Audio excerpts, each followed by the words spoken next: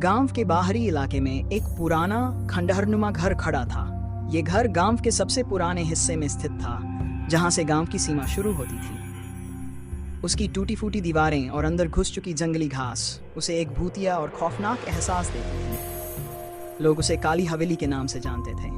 किसी जमाने में यह घर शानदार था, लेकिन अब यह सुनसान था और गांव वाले इसे एक मरे हुए परिवार का घर मानते थे। कहा जाता था कि हवेली के अंदर एक रात एक अजीब घटना घटी थी। अचानक एक पूरा परिवार गायब हो गया। उस रात के बाद से कोई भी उस हवेली में कदम रखने की हिम्मत नहीं करता था। गांव के बुजुर्गों की कहानियों के अनुसार उस रात कुछ अजीब सी आवाजें सुनी गई थी, जैसे किसी की चीखें और फिर एक गहरी खामोशी। धीरे धीरे ये घर एक डर का प्रतीक बन गया था। समीर, जो एक साहसी और दिलेर युवक था, हमेशा ऐसे रहस्यों को सुलझाने का शौक रखता था। वह वैज्ञानिक दृष्टिकोण से उन सभी भूतिया घटनाओं का उत्तर खोजने की कोशिश करता था। जब वह गांव में आया और हवेली के बारे में सुना, तो उसकी जिज्ञासा और बढ़ गई। उसने तय किया कि वह खुद उस हवेली में रात बिताएगा, ताकि वह यह जान सके कि वास्तव में वहां क्या हो रहा था। शायद ये सब केवल लोगों का भ्रम हो। समीर ने सोचा, अगर मैं यहाँ रात बिता लूंगा तो सब कुछ स्पष्ट हो जाएगा। समीर ने हवेली में प्रवेश किया। हवेली के दरवाजे पुराने और जंग लगे थे, लेकिन किसी तरह उन्होंने उसे खोला और अंदर कदम रखा। जैसे ही वह भीतर आया, एक ठंडी हवा ने उसका स्वागत किया और चारों ओर सन्नाटा पसरा हुआ था। हवेली के भीतर अंधेरा था और दीवारों पर पुराने समय के चित्र थे, जिनमें से कुछ धुंधले हो चुके थे। समीर को पहले तो कोई अजीब सा एहसास हुआ, लेकिन उसने इसे नजरअंदाज कर दिया। वह आगे बढ़ता गया, कमरे दर कमरे। अचानक उसे एक कमरे में पुरानी किताबों का ढेर मिला। कुछ किताबें पड़ी हुई थीं और कुछ एक दूसरे पर रखी हुई थीं, जैसे किसी ने बहुत समय पहले इन्हें पढ़ा था। समीर ने किताबों में से एक को उठाया और उसे खोला। वह किताब एक पुराने परिवार के इतिहास के बारे में थी, जिसमें हवेली के निर्माण और परिवार की सफलता की कहानी थी। फिर समीर ने कमरे में और भी कुछ देखा। पुरानी तस्वीरें। एक तस्वीर में एक परिवार दिखाई दे रहा था, एक स्त्री, पुरुष और 2 छोटे बच्चे।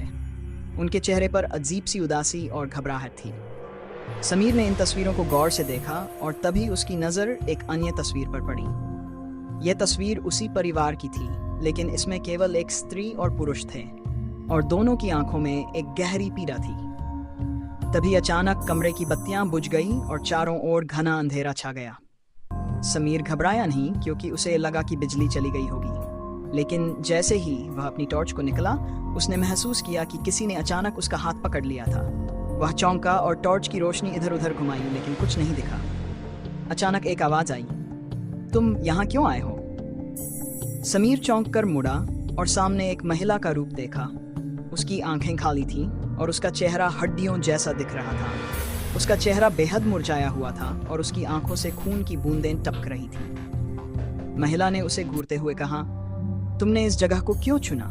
यह तुम्हारी आखिरी रात हो सकती है। समीर डर के बजाय पूरी तरह शांत हो गया। उसने साहसिक स्वर में पूछा, तुम कौन हो और तुम मुझे क्यों डरा रही हो? महिला ने एक दर्द भरी आवाज में कहा, मैं इस घर की एक सदस्य हूँ। हमारा परिवार यहाँ मरा था, लेकिन कोई नहीं जानता कि हम कैसे मरे। अब हमारी आत्माएं इस घर में फंसी हुई हैं। तुम सिर्फ एक और आत्मा बन जाओगे।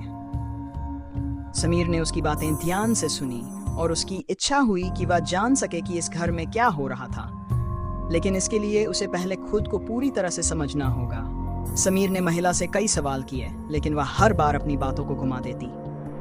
समीर अब महसूस करने लगा कि यह सिर्फ एक साधारण भूतिया कहानी नहीं थी, यह कहीं ज्यादा गहरी और खौफनाक थी। वह महिला, जो अपनी आत्मा की शांति की तलाश में थी, उसने समीर से एक अजीब सवाल पूछा, क्या तुम मेरी मदद कर सकते हो? क्या तुम इस शापित आत्मा को मुक्त कर सकते हो? समीर ने बिना घबराए कहा, मैं तुम्हारी मदद करूंगा, लेकिन मुझे पहले तुम्हारी पूरी कहानी जाननी होगी। महिला ने धीरे धीरे अपनी कहानी सुनानी शुरू की। यह घर कभी एक संपन्न परिवार का था, उसने कहा, लेकिन एक जादूगर ने अपने परिवार को तंत्र मंत्र से शापित कर दिया। उसने हमें एक भयानक तंत्र में फंसा दिया, जिसके बाद हम सब मर गए। हमें शांति की तलाश है, लेकिन यह शाप हमें मुक्त नहीं होने देता। समीर ने गहरी सांस ली और तय किया कि वह इस शाप को तोड़ेगा। उसने महिला से पूछा, तुमने किस जादूगर से बात की थी और क्या कोई तरीका है जिससे हम इस शाप को तोड़ सकें? महिला ने बताया कि जादूगर ने एक खास तंत्र विद्या का इस्तेमाल किया था और केवल एक निष्ठावान व्यक्ति ही उस तंत्र को तोड़ सकता था। समीर ने पूरी तन्मयता से सुनने के बाद कहा, मैं इसे तोड़ने की पूरी कोशिश करूंगा। समीर ने गांव के बुजुर्गों से जानकारी प्राप्त करना शुरू किया। एक दिन उसने एक पुरानी पुस्तक में तंत्र विद्या के बारे में कुछ जानकारी प्राप्त की। उस पुस्तक में लिखा था कि जो कोई भी इस शाप को तोड़ने की कोशिश करेगा उसे एक खतरनाक यात्रा का सामना करना होगा, लेकिन अगर वह दिल से निष्ठावान रहेगा तो वह अंततः उस शाप को तोड़ सकता था। समीर ने इस तंत्र विद्या को समझने के बाद हवेली में एक तंत्र विधि का आयोजन किया। उसने पूरी निष्ठा से तंत्र को पूरा किया, लेकिन जैसे ही उसने तंत्र पूरा किया, हवेली में हलचल मच गई। घर के भीतर अजीब आवाजें आने लगीं और अचानक चारों ओर अंधेरा घिर गया। समीर ने डर को काबू करते हुए तंत्र विधि को पूरा किया। जैसे ही वह विधि समाप्त हुई, हवा में एक तेज गूंज हुई और अचानक सभी घबराई हुई आत्माएं शांति में परिवर्तित हो गईं। महिला की आत्मा समीर का धन्यवाद करती हुई धीरे धीरे गायब हो गई। समीर को महसूस हुआ जैसे उसने एक बड़ा कार्य पूरा किया हो। हवेली के भीतर सब कुछ शांत हो चुका था और उसकी आंखों के सामने एक हल्की सी रोशनी फैली हुई थी। अब वह हवेली शांति का प्रतीक बन चुकी थी। समीर ने अपने साहस और निष्ठा से न सिर्फ एक रहस्य का पर्दाफाश किया, बल्कि एक पुराने शाप को भी तोड़ा। हवेली अब भूतिया कहानी की बजाय एक उम्मीद और विश्वास का प्रतीक बन चुकी।